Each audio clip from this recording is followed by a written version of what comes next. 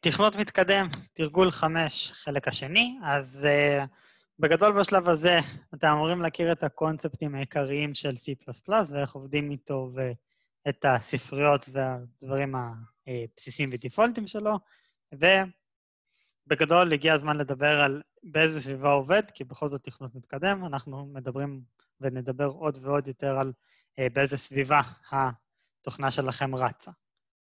אז מה האג'נדה שלנו לתרגול הזה? אז מה המגבלות של התוכנה? קריאות מערכת, שגיאות, משאבים ודליפת משאבים, בעיקר memory, וטיפה ממש מבוא ללינוקס. אז מה המגבלות של תוכנה? אז יש לה כמה מגבלות במחשבים מודרניים. המגבלה הראשונה זה ליצור משתנים בזיכרון, זה בדיוק מהסיבה בהמשך לשיעור שלנו על סגמנטים בקוד. אז יש לנו את הסטאק סגמנט, והסטאק הוא הרי מוקצה על ידי מערכת ההפעלה, והוא סופי. הוא גם לא כזה גדול. ולכן, בגלל שמשתנים מבוצעים ונשמרים בסטאק סגמנט, אם אנחנו נגיע לקצה, אנחנו נגיע לסטאק אוברפלואו, ובעצם אנחנו לא יכולים להקצות משתנים בזיכרון כמה שבא לנו. וזהו. אז מה אנחנו כן יכולים לעשות? אנחנו כן יכולים, באופן כללי, לשים משתנים, זה בעצם לבקש memory, לעשות עליהם אופרציות מתמטיות, אופרציות שיש בתוך בעצם אסמבלי, וזהו. ברוב המוחלט של המקרים, הביצוע של הפעולות המתמטיות הוא לא מספיק לנו, אנחנו רוצים לקבל קלט מהמשתמש, זה טריוויאלי, קלט משתמש יכול להיות לקרוא קובץ, מהמסך, מהרשת, מאיזשהו חומרה, ממצלמה בצורה מאוד advanced וכדומה, ואנחנו רוצים להוציא פלט, וגם פלט זה תמונה למסך, להחזיר נתונים למשתמש באינטרנט, פאקס, מולטימדיה, איזשהו משהו חומרתי שיכול לזוז, זה לא משנה. פלט זה איך שאנחנו מגדירים אותו, ואת כל הפעולות האלה הם בדרך כלל לא באחריות שלנו מפתחים, כי התוכנה שלנו לא אחראית על אינסוף דברים שיש במחשב, היא לא אחראית על המסך, היא לא אחראית על המעברר, היא לא אחראית על כרטיס הרשת, מערכת הקבצים, או מלא דברים אחרים שמהווים סרוויסים לתוכנה שלנו. כל הדברים האלה ביחד אפשר לחשוב עליהם, אפילו שהם לאו דווקא מקשה אחת, כמערכת ההפעלה. מהסיבה הפשוטה שמערכת ההפעלה זה בעצם מה שמדבר, או הגשר בינינו לבין כל האלמנטים האלה. בעצם כל הדברים האלה שאנחנו עושים, שמשתמשים במשאבים של מערכת ההפעלה, נקראים בשם אחד כולל של System Calls, או קריאות מערכת, ובצורת הקריאות האלה ניתן לקבל משאבים ממערכת ההפעלה. לקבל משאבים זה, אולי מושג משאב הוא לא כל כך מתאים פה, אלא זה גם בעצם נניח להדפיס למסך, לקבל אינפוטים מהמקלדת, זה לא רק לקבל משאבים, אלא גם סרוויסים של מערכת ההפעלה. אז מסתבר שזה מאוד טריוויאלי, אז אם תחשבו על זה, אז בעצם התוכנה הראשונה שלכם, שזה Hello World, אז כבר עשיתם קריאת מערכת, האמת שאפילו די מורכבת, שזה להדפיס למסך. תחשבו על זה, אתם עושים פרינט וזה פשוט מודפס, אבל צריך להיות מודפס איפשהו, זה אומר שמישהו צריך לשנות את הפיקסלים, זה אומר שהפיקסלים האלה צריכים לדעת איפה הם נמצאים, איך זה מודפס, יש פה פיזיקה של להגיד לה, בכלל לחומרה, מה זה לשנות פיקסלים? זה לשנות כל מיני דברים בחומרה, וזה תהליך שאתם חושבים עליו מאוד מורכב. מן הסתם הקצות דינמית בפעולות על מערכת קבצים עם קריאות מערכת, כי אתם לא פונים להארד דרייבר ישירות, אתם לא משתמשים בו. שוב, במבנה מחשב אתם תלמדו יותר לפרטים, אבל יש שם דרייברים, ויש שם עוד קונספטים, ויש שם ממש היררכיה מאוד מורכבת מהשנייה שאתם רוצים להגיע להארד דרייב שלכם, עד לשנייה שאשכרה עשיתם את זה. באופן כללי, בגדול, כל עוד אנחנו ניגשים לסטאק, אז לא מתבצעות קריאות מערכת, כלומר, אפשר להתייחס לזה כקריאות מערכת, אבל כמו שכתוב פה, אנחנו נתעלם מהעובדה הזאת באלגנטיות. אנחנו כאילו לא צריכים את המערכת ההפעלה בשביל לפנות לסטאק של התוכנה שלנו. אפילו שבפועל היא זאת שמנהלת את התהליכים האלה בשבילנו מאחורי הקלעים. אז מה מיוחד בקריאות מערכת? למה זה מעניין אותנו? אז הדבר הראשון שאנחנו רוצים, שבניגוד לקריאות רגילות, הן יכולות להיכשל גם אם אנחנו עשינו הכל כמו שצריך. מה הסיבה לזה? וכמו שאתם קוראים, לכל מערכת צד ג'. זה לא קוד שלכם, שרת, אתם עושים, תחשבו על זה שאתם עושים קריאת API לשרת. אם מישהו כתב את השרת לא נכון, או קרא משהו בשרת, אז על אף שהקריאת API שלכם, נניח היא תקינה, והכל בסדר בקוד שלכם, יכול להיות שמשהו קרה אצל הצד השני. אז לדוגמה, אם ניקח מציר משתנה ויש בו את ערך 4, אין שום סיבה לבדוק שהערך באמת 4 הוא שם במשתנה, שהרי מדובר בפעולה שלא יכולה להיכשל. תיאורטית, כן? לעומת זאת, שאנחנו מנסים להקצות זיכרון, אנחנו עושים פקודת מערכת. שוב, האמת שזה גם עלול להיכשל, אבל כמו שאמרנו בסלייד הקודם, אנחנו נתעלם מזה באלגנטיות. אז לא משנה כמה בתים אני אבקש שיוקצו, אפילו 0, הפעולה עדיין תמיד יכולה להיכשל. ולמה? עשיתי קריאה, מספיק שהמערכת הפעלה נכשלה בפרוסס אחר, היא פשוט לא תספיק לענות לי, או לא תצליח לענות לי בכלל. יכול להיות שאין לה באמת מקום בזיכרון, ולא משנה מה ביקשתי, תכשיל אותי. ובעצם כל הקונספטים שאתם יכולים לחשוב עליו, שאתם פונים לצד ג'. הסיבה לזה שהמשאבים של מערכת ההפעלה הם משאבים משותפים, ויכול להיות שאנחנו מבקשים אותם בזמן שנמצא אצל מישהו אחר, זו פשוט סיבה אחת מפני הרבה אחרות. אז קריאות מערכת היא דרך תכנותית בעצם לבקש דברים מסוימים מהשירות קרנל שלנו. קרנל זה בעצם חתיכת תוכנה שמנהלת את העבודה בין ה-hard drive, בין המחשב שלכם וכל הדברים שקשורים אליו, מסך, מקלדת, עכבר, מדפסת, כל מה שבא לכם, לבין התכנות ברמה הגבוהה שאנחנו מתעסקים בה. כן, גם C++ זה תכנות בסך הכל ברמה גבוהה, אם אתם לא כותבים ממש בתחום הזה של עבודה עם חומרה דה פקטו. אז במקרים רבים, קריאות מערכת נוגעות לפעולות חומרתיות, כמו פאקג'ינג, כתיבה לדיסק, או שליחת הודעות רשת, אבל לאו דווקא, והן יכולות להיכשל ממלא מלא מקרים. אז אין מספיק הרשאות, כישלון חומרתי בביצוע פעולה, יכול להיות שהחומרה נכשלת, נניח ה-hard drive נשרף, אז מן הסתם אתם לא יכולים לגשת אליו, פרמטרים לא נכונים, זה בעיה שלנו, time out ועוד מלא מלא בעיות אחרות ומעניינות. אז באופן כללי, קריאות המערכת מתבצעות בקרנל, במנהל הכללי, אתם יכולים לחשוב על זה. במקרה מסוימים, לא בתהליך שלנו, אלא בתהליך אחר. יכול להיות שאנחנו קוראים למישהו והוא קורא לפעולת קרנל. אז קריאות המערכת נמצאות בתוך טבלה מיוחדת אליה אנחנו ניגשים. עכשיו, פעם, אם לא יודע כמה אתם מכירים, אבל בווינדוסים נניח מאוד ישנים, אפשר ממש לסגור, היום זה קצת יותר קשה להגיע לשם, אבל היה ממש אפשר לסגור כל מיני פרוססים שרצו על הקרנל עצמו, ובעצם אנחנו לא מחכים לאיזה אינטראפטים שונים, אנחנו יכולים לעשות את זה כידני, והיום בתוכנות אנחנו גם כן יכולים לעשות את זה. עכשיו, כמה דברים המערכת יכולה לעשות במקביל, בעצם כמה היא מפוזרת, אז האמת שלא כל כך, היינו מאוד, כלומר, אנחנו רוצים לחשוב על זה, כאילו, יש המון דברים במקביל, אתם יכולים לפתוח 80 תוכנות ביחד, והכל רץ והכל סבבה, ו50 טאבים בתוך החום שלכם, אבל בעצם אין כל כך הרבה פעולות כפעולות אטומיות, הייתי קורא לזה, אין כל כך הרבה פעולות אטומיות שהמערכת יודעת לעשות, ואם אנחנו נרצה להוסיף פעולה אטומית, אנחנו צריכים לקמפל את כל הקרנל מחדש, כי זה אומר שאנחנו משנים המון המון דברים בארכיטקטורה של פעולות, כי הן הרבה פעולות מדברות אחת עם השנייה, ומשתמשות אחת בשנייה. אז מה אנחנו צריכים לעשות בעצם? מה מביא אותנו? אז יש לנו API, שאת המושג הזה אתם מכירים, זה Application Programming Interface, והוא מתאר את החתימות של הפונקציה שתוכנה מסוימת חושפת, זה קונספט שאנחנו מכירים. אז על מנת שקוד ישן יכול לעבוד עם API חדש, נהוג לו לשנות API שעובד, כן, שזה מה שאנחנו מכנים תמיכה לאחור, Backward Compatibility. זה משהו שהרבה חברות מנסות לשמור, סתם לשם דוגמה. אם אני כותב תוכנה שמשתמשת באופיס, פעם זה הפופולרי, אז אני מן הסתם לא רוצה שאם יצא אופיס חדש, שהתוכנה שלי תיכשל ולעבוד איתו. אז מייקרוסופט צריכה לתמוך בזה, שכל מה שאני אתמך באופיס הקודם, מן הסתם יתמך באופיס החדש. זה גישה טובה, היא בדרך כלל נעשית, עולם לא תמיד. פרט ל-API, שזה אנחנו מכירים, יש ABI עם B. שזה Application Binary Interface, שבעצם מתאר את הממשק הבינארי בין האפליקציה, כלומר, קונברסיית קריאה, סידור פרמטרים וכדומה. עכשיו, תחזוקה של ממשק בינארי יותר קשה באופן משמעותי, וזה לפעמים במערכות גדולות זה באמת כמעט בלתי אפשרי.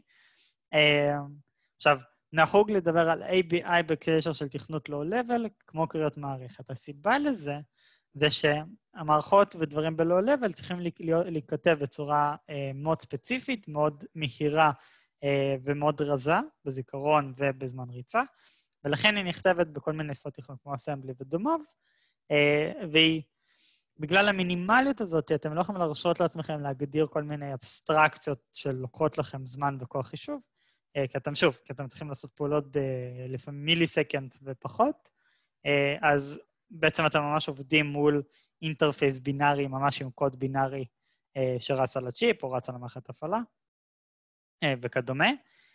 ניתן לשתף סורס קוד בין מערכות שהן API competitive, ניתן לשתף קבצים בינאריים בין מערכות שהן API competitive, זה בדיוק אותו דבר.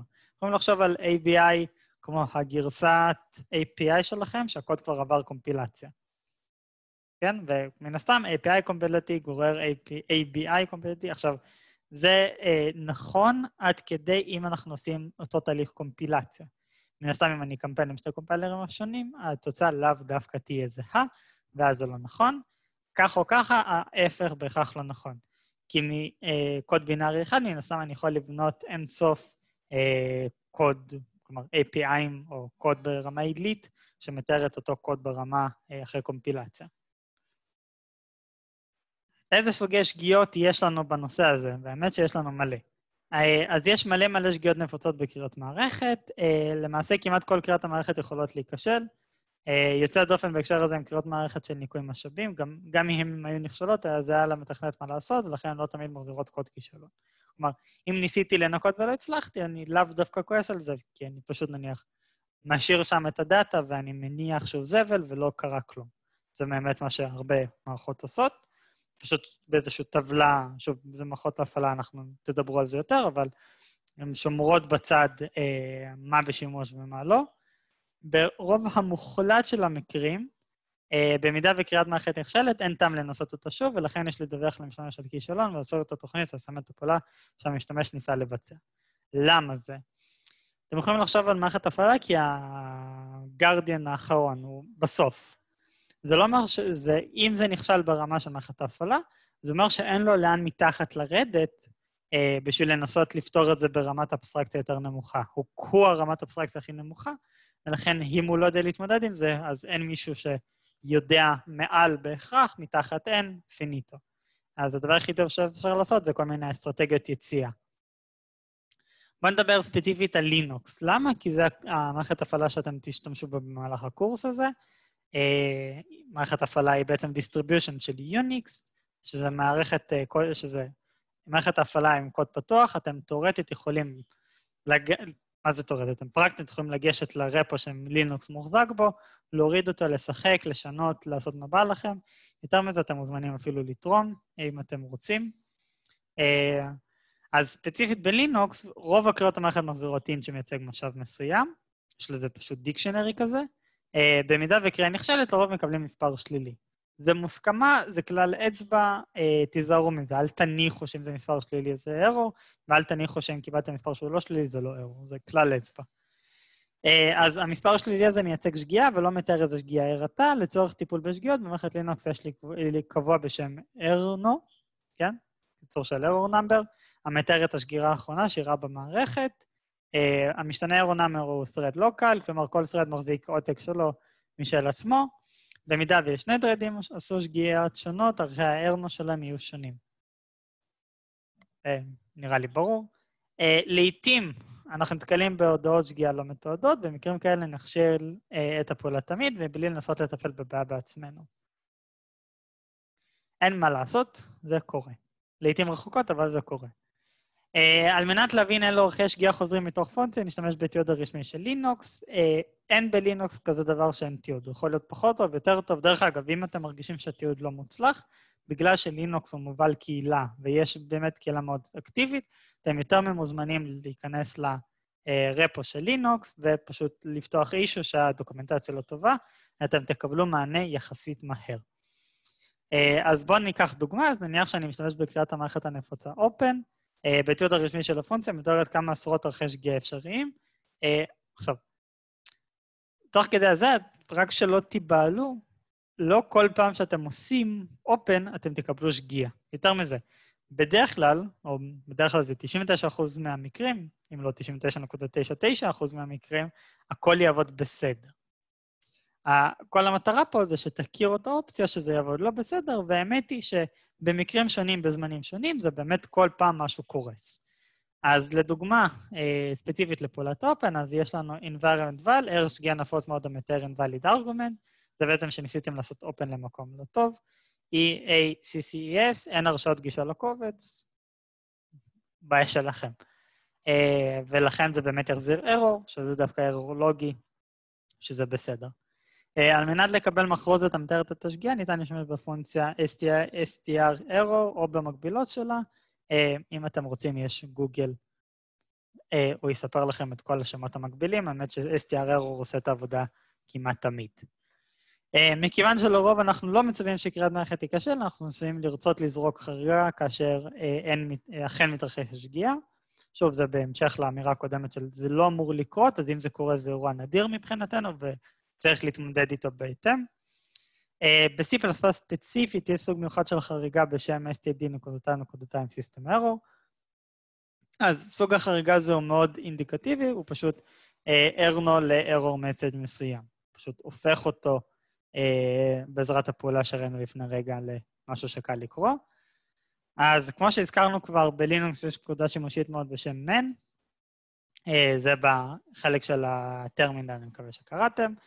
הפקודת של הזו מציגה לכם תיעוד של קריאת מערכת, ספרייה של C, בתיעוד מוסבר איזה פרמטרים פונקציה מצפה לקבל, מה היא מחזירה, והכי חשוב, באיזו שגיאות אפשריות היא מחזירה. באופן כללי, אנחנו רוצים לדעת מכל אחד מהדוקומנטציות האלה כמה דברים. אז א', אנחנו רוצים להסתכל עליהם כדי לוודא מה שאנחנו מבינים מה הפונקציה עושה, כמו שדיברנו בשיעור הקודם נניח, לאו דווקא אפילו ב-STL, אפילו בספריות של C++, ואני לא מדבר על לינוקס, זה אפילו יותר מורכב, דברים עלולים להיכשל ודברים עלולים להישמע שהם עושים משהו אחד, הם עושים משהו אחר, פשוט תקראו דוקומנטציה. אנחנו רוצים גם להבין מה היא מחזירה שהיא נכשלת.